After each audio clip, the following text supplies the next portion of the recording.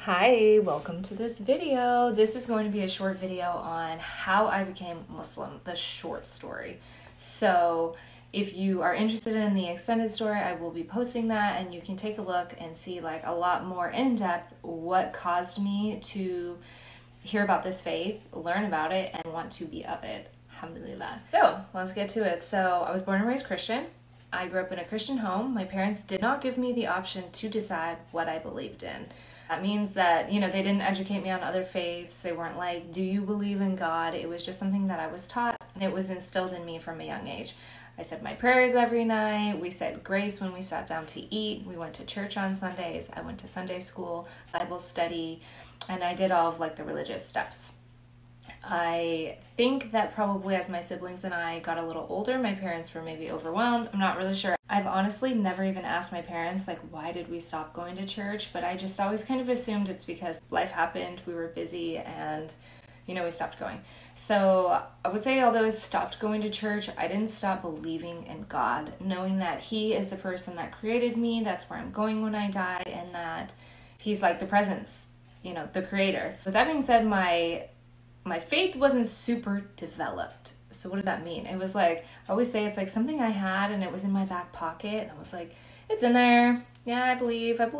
So as a young adult, believing in God, but not going to church, I was not practicing my faith and I was not really doing anything to learn or grow religiously or spiritually. I would say that I was more of like a good vibes kind of person, like do good, be nice to others, try and make good decisions. But my guidance came from my inner conscience, what I felt was right and wrong. Yes, inherently it was my upbringing, my education, my experiences, these kinds of things, but it wasn't because I was referring to a religious manual such as the Bible. I always felt the Bible was really confusing, probably why I never picked it up to read it and learn. If I ever did have a question, I probably never even had a question that I was like, I'm gonna look that up and see, because it just was not on my radar at all. So I would say I really didn't have any idea of what Islam was. I didn't know any Muslims, and I met my first Muslim. So what happened? I did not know this person was Muslim right away. It was something that just kind of unfolded, and as I got to know them a little bit more, and I was like, oh, why are you always up so early? Oh, you pray. Oh, okay. And then once they put it out there that they believed in the same prophets as Christianity, such as Jesus, Moses, Abraham, Noah, Adam, peace be upon them all, it really made me what? There's another religion that has all of the same prophets that I believe in? And that was like really shocking for me, because I was like, how is that possible? I always assumed, I think, that like everything other than Christianity was so different. I really didn't even realize that kind of thing existed. So what this did is it inspired me to kind of go on Google and say, what is the difference between Christianity and Islam? How come they have the same prophets and the same stories? How can this be? The more that I looked into it, the more I learned about Christianity, the more clarification I got about my religion, and the more it made me realize there was another prophet after Jesus, peace be upon them both.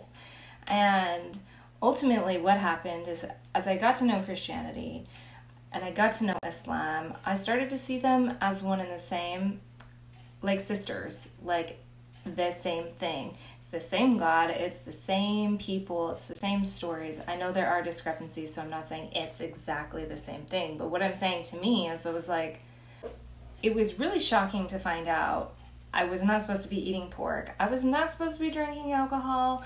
I was not supposed to be showing my skin and dressing immodestly as an actual believing Christian. So that kind of shocked me, and I was like, oh, wow, I had no idea. Oh my gosh. So it's like, then it kind of put it in the position where it's like, well, if I'm a believing Christian, then I ought to be doing these things. And then the second question that came to me was, really, how do I know if Muhammad, peace be upon him, was real? I don't. How do I know if Jesus, peace be upon him, was real? I don't. How do I know if Adam was real, peace be upon him? I don't. It's called faith. For me, I thought about it and I was like, if I choose not to accept the last and final messenger of God, isn't that the same as somebody of, let's say, the Jewish faith saying Jesus wasn't real? For me, as somebody who loved Jesus and admired him, what I really loved is that he was just so kind and nice. And I remember one time I had this epiphany, and I was like, Jesus was like original, like, lover. Like, he was probably so kind to people even though they were mean to him and they didn't believe him. And I just had this like respect for him, that like what he probably went through, and like all of the doubters and the haters, right? So as a Jesus lover and a Christian, I was like, that's terrible that the Jewish faith, they didn't believe in him. And that's, I'm not judging them, that's their right, but I was like, why not? And I thought, do I want to be somebody, like if Muhammad, peace be upon him, is real, do I want to be the person that's like, we don't believe in him? No.